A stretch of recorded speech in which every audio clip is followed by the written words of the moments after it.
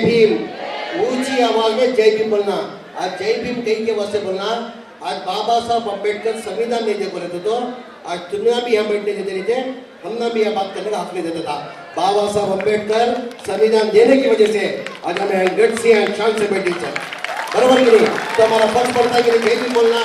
तो ऊंची आवाज के अंदर जय भीम, जय भीम, जय जय भीम। देश पे तशरीफ फरमाए इस जलसे के जिम्मेदार हजरात, हमारे पार्टी के लीडर एक्स मिनिस्टर जनाब अनीस अहमद साहब और एक हमारे पार्टी के लीडर कर्नाटका के पार्टी के लीडर और प्रेसिडेंट एमएनसी मेरे चाहिए जनाब प्रकाश राठौड़ साहब और एक आपका चाहिता मेरा चाहिता, इन्हें ऐसी चाहत लगे शॉर्ट पीरियड के अंदर एकदम घर का बच्चा बन गया। हमारा पार्टी का कैंडिडेट जनाब श्रीनिवास रेड्डी साहब और एक हमारी पार्टी की लीडर जनाब मैडम जैनुल्ला साहब मैडम और रशीद साहब, विनय साहब, योगेश साहब, देश में तशरीफ फरमाए। तमाम पार्टी के जिम्मेदार हजरात इधर तशरीफ फरमाए। जिम्मेदार हजरात आप लोग सब जानते हैं आज हम लोग किस मकसद से लिए आज जमा हुए। जो चुनाव तेलंगाना का जो चुनाव है उस प्रचार के लिए महाराष्ट्र से हमारे अनीस साहब भी आए हुए हैं, हमारी दीदी भी आई हुए हैं, प्रकाश राठौड़ साहब आए हुए हैं, मैं भी इधर आपके बीच में हूँ। हम लोग आने का मकसद क्या है? हमारा स्टेट छोड़ के तेलंगाना में आके प्रचार करने का मकसद क्या है?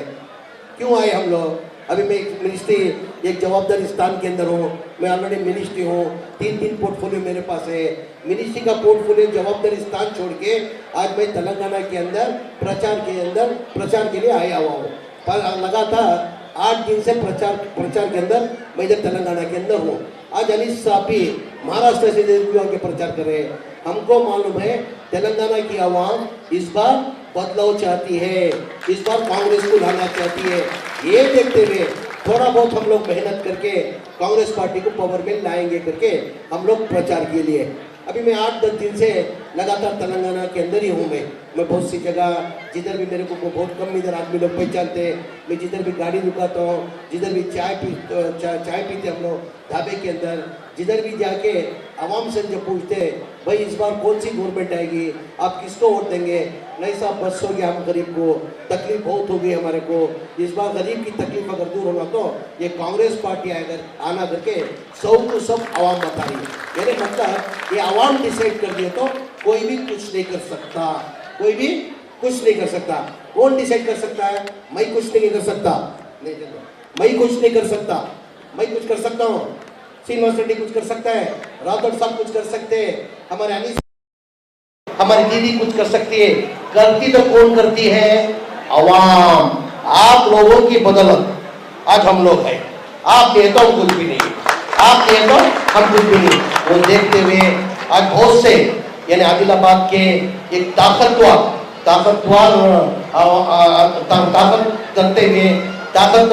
बहुत से चंद लीडर आज हमारी पार्टी में ज्वाइन हुए, उनको मैं स्वागत करता हूँ। हमारे रशीद उल हक साहब MIM के जनरल सेक्रेटरी थे और प्रेसिडेंट काउंसलर है, आज हमारी पार्टी में ज्वाइन हुए। आज मैं आपका मैं दिल की गहराई से मैं रशीद उल हक का मैं वेलकम करता हूँ। उसके साथ में इरफान खान साहब वो भी जॉइंट जनरल सेक्रेटरी है MIM के, आज वो भी ज्वाइन हुए, मैं उनका भी स्वागत करता हूँ। उसके साथ में विजय साहब BSR पार्टी से और योगेश साहब BSR पार्टी से और अयूब खान साहब MLA के लिए 2018 के लिए कैंडिडेट ठहरे हुए थे, आज वो भी हमारी पार्टी के लिए चाहिए। उनके साथ में सिर्फ चन्ना वाले जो ताकत जो रखे हुए ताकतवर आदमी जो है उनके जन्नत में का नाम ले रहा हूँ। उनके साथ में ताकतवर के साथ में एक के साथ में कितने आदमी रह गए आप इनका अंदाजा लगा सकते हैं। उनका सब नाम ले सकता नहीं। ये ताकतवर आदमी जो कांग्रेस में आने की वजह से आज कांग्रेस पार्टी को भी एक ताकत मिली है। उसके साथ साथ में ज्यादातर क्या हो गया हमारे श्रीनिवास रेड्डी ताकत के लिए मैं फिर से आपको सब पार्टी में वेलकम करता हूँ। आप अपना तशरीफ सकते हैं। आप लोग अच्छी तरह से जानते हैं आज BSR हुकूमत 10 साल से इधर हुकूमत है। हुकूमत के अंदर जो BSR पिछले 10 साल के लिए शॉर्ट टाइम मैं ज्यादा भाषण देने जाऊंगा नहीं, वजह इसकी 2.5 घंटे हो गए मेरे माँ बना, अब तक शायद खाना तुम्हें लोग खा को नहीं, कोई भी इंतजार करो तुम्हें लोग बेटी, खाना आप जो बना को आपको लेंगे मेरे ख्याल से। अब 2:30 बजे तक यहाँ बैठना बोले तो ऑलरेडी खाना पका को आपको ही तुम्हें लोग, अब जाको खाना लगता है। खाना पकाने के वास्ते क्या लगता है? खाना पकाने के वास्ते क्या बना? खाना पकाने के वास्ते किसको बनता खाना? कुकर होना। तो कुकर देने वाला कौन? श्रीनिवास रेड्डी। कुकर देने वाला कौन? श्रीनिवास रेड्डी। तो उस वजह से ना ज्यादा ना बात करते हुए मैं शॉर्ट पे 5-10 मिनट में मेरा भाषण खत्म करने की कोशिश करता हूँ। आप लोग सब जानते हैं इधर ज्यादा तादाद के अंदर माइनॉरिटी है, मुसलमान ज्यादा तादाद के अंदर है। हम लोग कभी भी जात पात नहीं करते माँ। ये जात पात कब से हुआ? इसके पहले देखो मैं भी बहुत से देश को गया माँ, लंदन, अमेरिका, न्यूयॉर्क, सब जगह गया हूँ। मेरे ख्याल से हिंदुस्तान के अंदर जो हिंदू, मुसलमान, सिख, ईसाई जो चाहत मोहब्बत है ना, दूसरी अदर कंट्री के अंदर किधर नहीं, वो इंडिया के अंदर वो चाहत मोहब्बत की क्या कर रहे हैं? बीजेपी वाले के पास क्या है? उनके पास प्रोग्राम्स नहीं है। बीजेपी वाले जब चुनाव आता है, कांग्रेस का आप इतिहास निकाल के देखो माँ, कांग्रेस जब चुनाव आता है, जब आवाम के पास जाती है, वोट जब मांगती है, जाके हमारे प्रोग्राम बताते हैं, भाई हम हुकूमत के अंदर थे, ये हुकूमत में होने की वजह से हमने ये किया, अभी आने वाले दिन के अंदर हम क्या करते करके दिखा के हम वोट मांगते हैं। कभी भी ये नहीं किया कांग्रेस पार्टी के हिंदू मुसलमान को लगा के नफरत करके लड़ाने का काम हम कभी कांग्रेस पार्टी वाले कभी नहीं किया। हर कौम को साथ में लेके जाने वाली कोई पार्टी है तो कौन सी पार्टी? वो सिर्फ और सिर्फ कांग्रेस। गरीब को साथ में लेके जाने वाली पार्टी कौन है? कांग्रेस। आवाम को क्या चाहिए? आवाम को हिंदू मुसलमान को क्या चाहिए? जात पात चाहिए। गरीब को क्या चाहिए?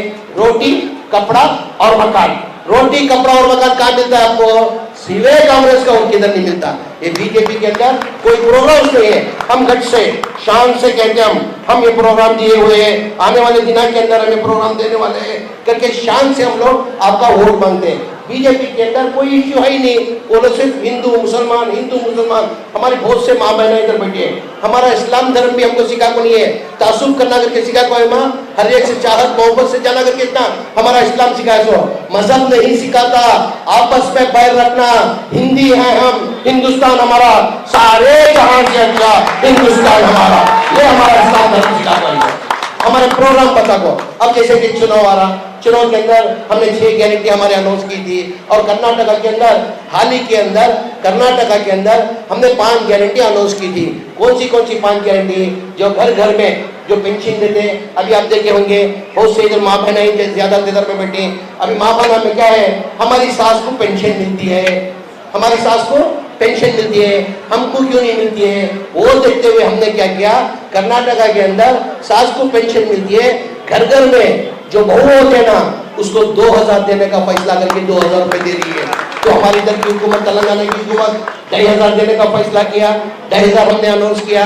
हमारी कर्नाटका का बताता हूँ, 5 गारंटी हमने अनाउंस किया था।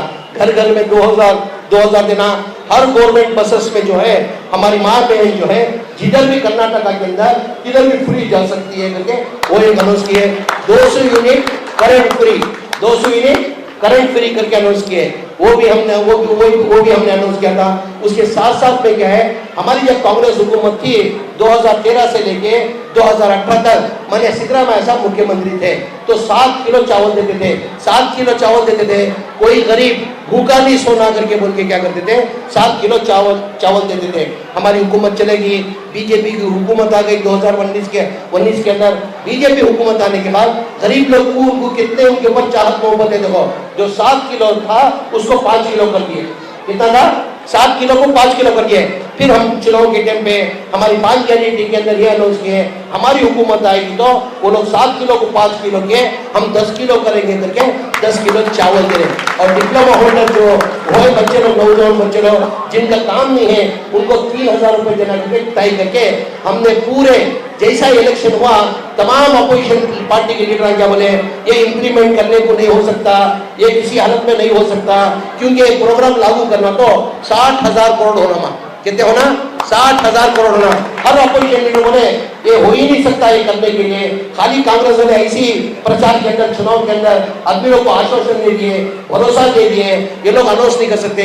जैसा हमारी हुकूमत है, हमने 5 गारंटी इंप्लीमेंट किए। Mister Narendra Modi, mister KCR, 5 guarantee भी 60,000 रुपए वैसे ही हमने क्या किया, इधर 6 गारंटी हमने अनाउंस की कि हमने 2000 रुपए जो कर्नाटका में घर घर 2000 रुपए देने का 2500 रुपए देना करके तय करके और 200 यूनिट करंट फ्री देना करके और माइनॉरिटी मैनिफेस्टो वक्त नहीं है भाई कौन सा सब्जेक्ट लो कौन सा सब्जेक्ट नहीं लो समझ में नहीं आ रहा कि भूखे बैठे हुए हैं, बहुत देर से भूखे बैठे हैं, 2:30 भी बज गए।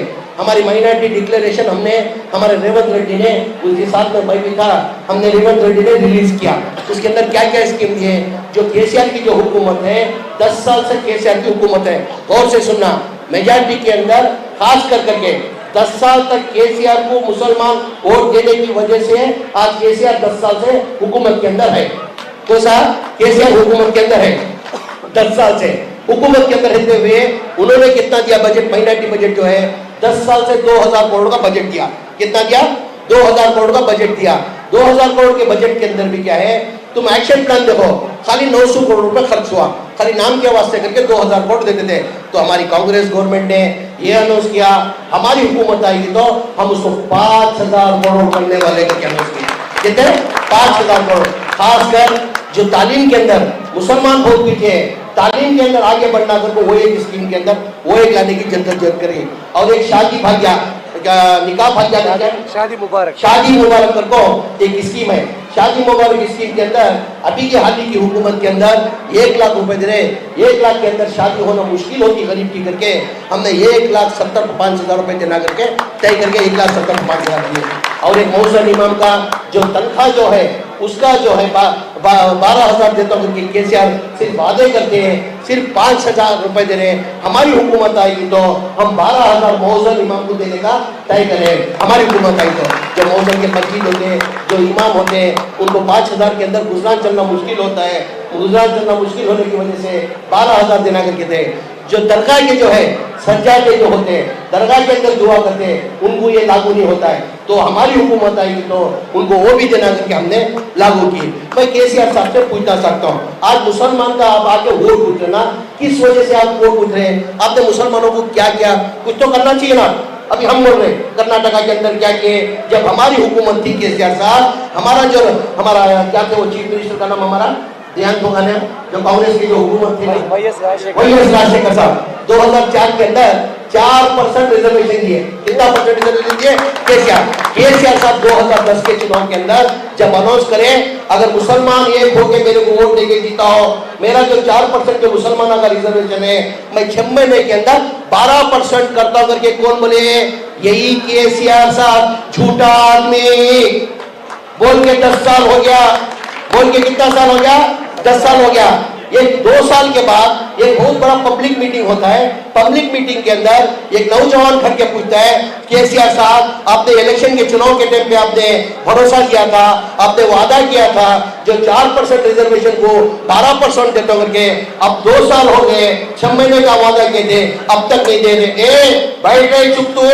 वो बोला साहब आपने बताया था मैं आम आदमी हूँ, मेरा हक बनता है पूछने के लिए, मैं पूछना गलत है क्या?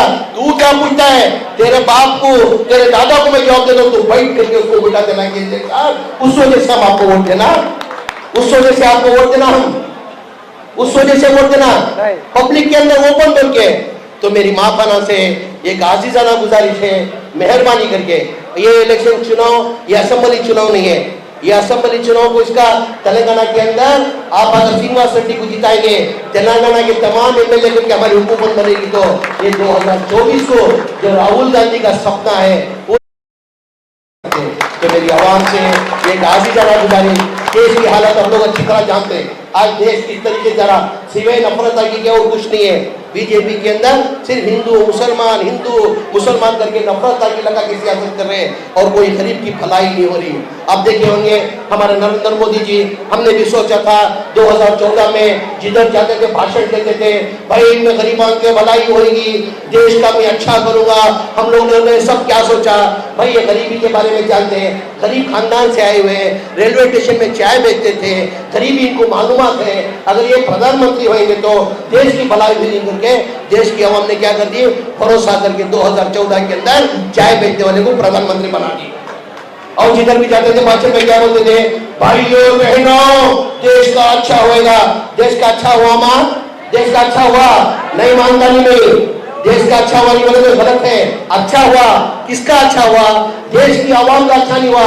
जो नरेंद्र मोदी जी, जो बीजेपी के लीडर, आज जो प्राइम मिनिस्टर जो नरेंद्र मोदी जी है ना, 15-15 लाख का सूट पहन रहे ना, और उनके लीडर जो है हेलीकॉप्टर में स्पेशल फ्लाइट में घूम रहे ना, उनका अच्छा हुआ, देश की आवाम का भलाई हुआ। हर अकाउंट के अंदर 15 लाख डालूंगा, 15 पैसे डाले, 15 पैसे डाले, 15 पैसे हर एक से अकाउंट ओपन करा दिया, पब्लिक को बेवकूफ करा दिया। हर आदमी अकाउंट ओपन करो, कहीं के लिए अकाउंट ओपन कर दिया। वो बैंक का फायदा करने के लिए अब अकाउंट ओपन करना तो 500 रुपए देना, करोड़ों रुपए बैंक को फायदा हुआ, गरीब का कुछ फायदा नहीं हुआ। सब अकाउंट ओपन कर दी। ये नहीं, अगर देश की अगर इधर भलाई होना तो वो सीधे कांग्रेस पार्टी के और किसी से नहीं होता। मेरी आवाम से ये आजीजाना गुजारी, 2-4 मिनट में मेरा भाषण खत्म करता हूँ। और कांग्रेस देखो, आज कर्नाटका की हमने हमारी हुकूमत चल रही है, हुकूमत के अंदर हमने मैनिफेस्टो के अंदर क्या क्या अनाउंस किया था, इम्प्लीमेंट किया। वो छोड़कर हमने क्या किया, वो छोड़ के आप वेबसाइट पे चेक कर सकते हैं, गूगल में चेक कर सकते हैं, जमीर अहमद खान सही कह रहे नहीं कर रहे करके। ये हमारा इसके अंदर मैनिफेस्टो के अंदर नहीं था, ये इलेक्शन के अंदर अनाउंस नहीं किया था। जैसा हमारी हुकूमत बनी, हमारे सिद्धरामैया साहब बुला के बोले मुसलमान के अंदर तालीम के अंदर पीछे है, उसके अंदर तुम ध्यान देना, क्योंकि हमारे माइनॉरिटी लीडर्स को बोले। जैसा कि आप जानते हैं अच्छी तरह, कांग्रेस के अंदर 60 साल से 60 ईयर से कांग्रेस की जब हुकूमत थी, फर्स्ट स्टैंडर्ड से लेके 8th स्टैंडर्ड तक स्कॉलरशिप देते थे। कितने तक? फर्स्ट स्टैंडर्ड से लेके 8th स्टैंडर्ड तक। वो स्कॉलरशिप को पिछली साल 2022 के अंदर बीजेपी ने उसको रद्द कर दिए। वजह के लिए रद्द कर रहे हैं, ये ज्यादा से ज्यादा मुसलमानों को फायदा होता करके, एजुकेशन से तालीम से मुसलमान पीछे रहना करके वो रद्द कर दिए। आज तक कोई स्टेट के अंदर जारी नहीं हुआ। कर्नाटका के अंदर हमने जो सेंट्रल गवर्नमेंट से जो रद्द किए थे, फर्स्ट स्टैंडर्ड से 8th स्टैंडर्ड, वो स्कीम हमने चालू करके हम देना करके तय करके वो स्कॉलरशिप दे रहे। 5 लाख बच्चे लोग उसका फायदा हो रहा है। आज गरीब फर्स्ट स्टैंडर्ड से लेके 5वीं क्लास पढ़ना तो 1000 रुपए, 5वीं क्लास से लेकर 7वीं क्लास तक 2500 रुपए होता है। फिर 8वीं क्लास का ये करना बोले तो 3500 होता है। गरीब के लिए बहुत बड़ा पैसा है, गरीब के लिए बहुत बड़ा पैसा है। उसके साथ साथ में वो एक स्कीम लेके, उसके साथ में क्या है, बहुत से गरीब बच्चे क्या है, उनको गवर्नमेंट की फ्री सीट मिलती है, गवर्नमेंट की फ्री सीट मिलती है। फ्री सीट मिलने के बावजूद भी क्या है, 11 लाख रुपए फीस भरना पड़ता है। डोनेशन नहीं, डोनेशन करोड़ों में जाता है। यानी फ्री सीट मिलने की वजह से 11 लाख रुपए फीस भरना पड़ता है। 11 लाख फीस मतलब क्या? एक बच्ची डॉक्टर बनना, एक बच्चा डॉक्टर बनना तो 5 साल का वो कोर्स होता है। 5 साल को कितना चाहिए? 11 लाख रुपए चाहिए। गरीब आदमी 55 लाख रुपए कहां से लाएगा? 5 लाख। वो 55 लाख ना होने की वजह से बहुत से बच्चे ड्रॉप आउट होते थे। तो हमने नई स्कीम ला के बच्चे हमारे डॉक्टर बनना करते हैं। ये बोलने के लो कंप्लीट नहीं करा मैं, ये थाने हमारे को लीडर खराब करते हैं। 13,300 बच्चों को इस बार हमने क्या किया, 5 लाख रुपए माइनॉरिटी डिपार्टमेंट से देना, हमारे 1300 बच्चे डॉक्टर बनना करके नवी स्कीम चालू करके है, नवी स्कीम चालू है। और ड्राइवर बन के रहेगा नहीं, वो भी मालिक बनना करके। कब तक ड्राइवर बन के रहेगा? अब लारी ड्राइवर देखो मुसलमान, मैकेनिक देखो मुसलमान, ऑटो ड्राइवर देखो मुसलमान। वो कब तक ड्राइवर बन के रहता? वो मालिक बनना करके क्या किए हमने, नवी स्कीम लेके 8.5 लाख रुपए की गाड़ी, उनकी चॉइस, तुम्हारी जो भी पसंद की तुम्हारी। ये कोई ये लेता, टाटा सुमो लेता, कोई ऑटो लेता, कोई 4 व्हीलर लेता, कोई ट्रैक्टर लेता, जो भी गाड़ी। 8.5 लाख की गाड़ी में 3 लाख माइनॉरिटी डिपार्टमेंट से फ्री देते, सब्सिडी देते। 5 लाख रुपए लोन डाल के जो ड्राइवर था मालिक बनाना को हर साल 3000 आदमी को देना करके तय की नई स्कीम चालू करना। ये नई स्कीम है, ये सब नई स्कीम है, ये जिसकी स्कीम नहीं है, ये नई स्कीम, ये सब नई स्कीम। अब मैं केसीआर साहब को पूछना चाहता हूँ, आज देखेंगे पूरे हिंदुस्तान के अंदर अब ज्यादा वक्फ की प्रॉपर्टी किधर है? तुम्हारे तेलंगाना में, हैदराबाद में वक्फ की प्रॉपर्टी है। कितनी है? पूरे हिंदुस्तान में ले लो, सबसे ज्यादा प्रॉपर्टी कर्नाटका के अंदर भी है। कर्नाटका के अंदर हमारे पास 30 पर 5,000 एकड़ है। तेलंगाना में कितनी है? 70 पर 7,000 एकड़ है। 70 पर वक्फ आदमी क्यों करता है? वक्फ आदमी क्यों करता है? उनके माँ के रिश्तेदार रहते हैं, बाप के रिश्तेदार रहते हैं, बीवी के रिश्तेदार रहते हैं, होते हुए वक्फ क्यों करता है? हमारी कौम को फायदा पहुंचे देकर कर। इधर तेलंगाना के अंदर यही केसीआर साहब से मैं पूछना चाहता हूँ माध्यम मुखातरा, केसीआर साहब मुसलमानों के ऊपर आपको चाहत है क्या? जो इंक्रोचमेंट जो है हमारा 70 पर 7,000 के अंदर 50 पर 2,000 एकड़ एंक्रोचमेंट हुआ है। और बहुत से जो है ना गवर्नमेंट वाले IT BT कंपनी को अलाट किए हुए हैं। अगर हमारी हुकूमत आएगी तो जो भी एंजॉयमेंट हुआ वो आपसे वादा करके मैं कर्नाटका से आके इधर बैठ के 6 महीने के अंदर जो भी एंजॉयमेंट हुआ मैं खाली वापस देने के लिए ये कहते हुए बहुत सी स्कीमाइज है। कांग्रेस पार्टी ऐसी एक पार्टी है, मेहरबानी करके श्रीनिवास रेड्डी एक बेहतरीन कैंडिडेट, श्रीनिवास रेड्डी बेहतरीन कैंडिडेट, इनकी तो नींदा खराब होगी। जैसा श्रीनिवास रेड्डी कैंडिडेट हुआ और श्रीनिवास रेड्डी का मैं देख रहा हूँ, सवेरे से देख रहा हूँ, हर एक आदमी को, छोटा हो बड़ा हो कोई भी हो, यानी एक एमएलए कैंडिडेट को नहीं, एक आम आदमी के नाते हर एक को एक चाहत मोहब्बत से एक भाईचारा में लेके जरा। अब उनको कहाँ अंगार लगो है, नीचे अंगार लगी। अब क्या करना, ये ज्यादा श्रीनिवास रेड्डी को सुन के वो लोग इतना में चाहत कमाने लगा, उनको चाहिए। हमारा भाई बोल रहा था, हमारा एमएम से आया हुआ रशीदुल हक साहब बोल रहे थे, साहब मैं भी बहुत सही निर्णय लेगा था, मैं भी एमएम छोड़ के आने का बोल रहे हैं। ये आदमी एक सेक्युलर आदमी है, ये आदमी पैसा बनाने के लिए लिया, ये आदमी काम करने के लिए, गरीब की मदद करने के लिए आया करके हमारे रशीद हक साहब कह रहे थे। ये उनमें क्या हो गया, ये कभी सोचे नहीं थे। भाई अमेरिका में था, पैसे वाला है, पढ़ा लिखा इंजीनियर है, ये आगे जब कहा गरीब के बीच में रहेगा, ये जैसे गरीब के बीच में चला गया, गरीब की गोद में जाके बैठ गया, गरीब के दुख सुख में साथ आने लगा। अब उनको समझ में नहीं आ रहा, तो उनके ऊपर क्या है शुक्र उठा दिए, उनके ऊपर क्या इल्जाम लगा दिए, वो आरएसएस से बीजेपी में। अरे भारत को सुनो जरा, ये बच्चा नादान था, ये बच्चा नादान था। जैसे अमेरिका से आया, उसकी एक अरमान थी, मैं आऊं गरीब की खिदमत करूं, गरीब मेरे ताल्लुक के अंदर मैं गरीब की भलाई करना, सियासत में आना करके नहीं मालूम होके बीजेपी में चला गया। रे बाल को जैसे मालूम पड़ा ये बीजेपी एक कम्युनल पार्टी है करके, वो बीजेपी को लात मार के वापस कांग्रेस में आ गया। तो उस आदमी का साथ देना नहीं देना, उस आदमी का साथ देना नहीं देना, क्या वापस उसको बीजेपी भेजना, वापस उसको बीजेपी भेजना की साथ देना कि नहीं देना। तो मेरी आवाम से एक आजीजाना गुजारिश है, इन उनके बहकाव में मत हो, इन उनके बहकाव में नहीं आना। हमारा सोचो, अपना सोचो।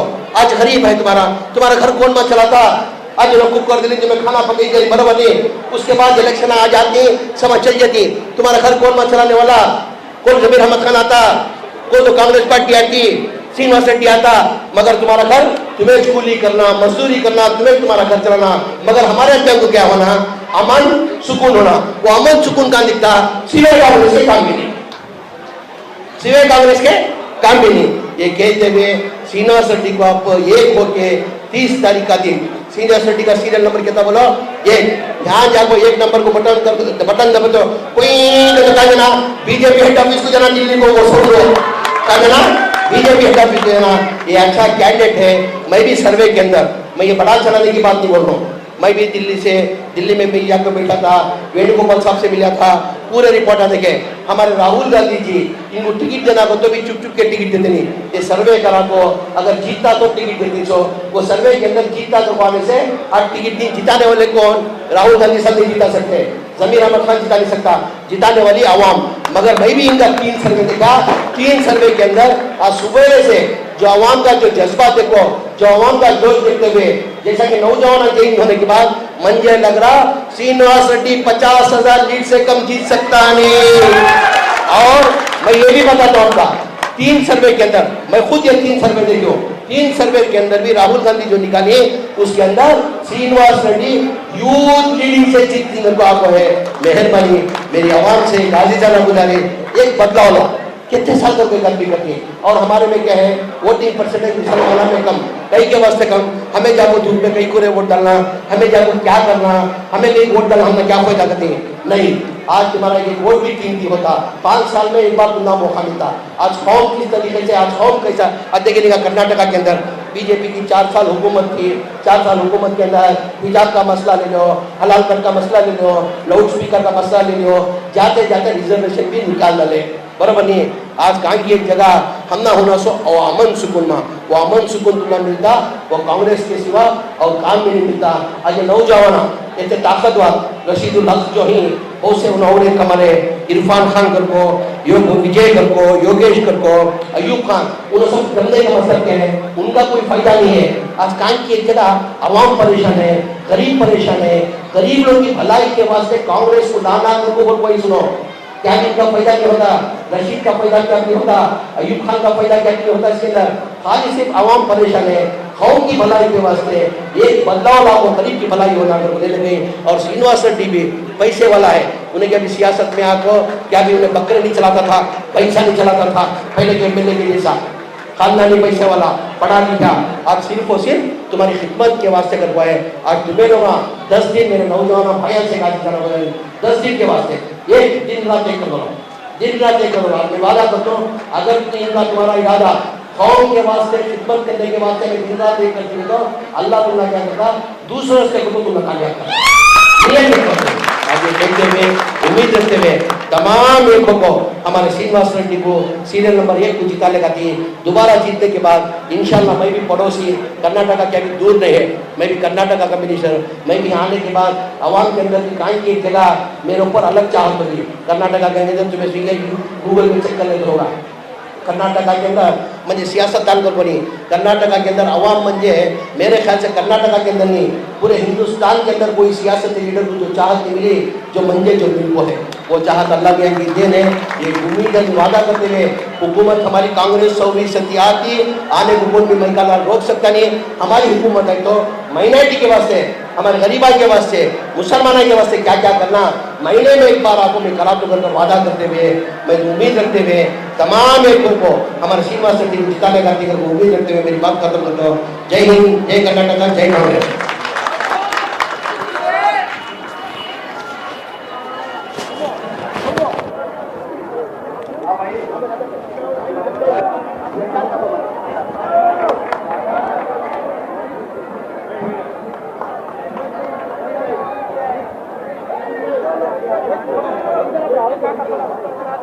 अरे वो ले ला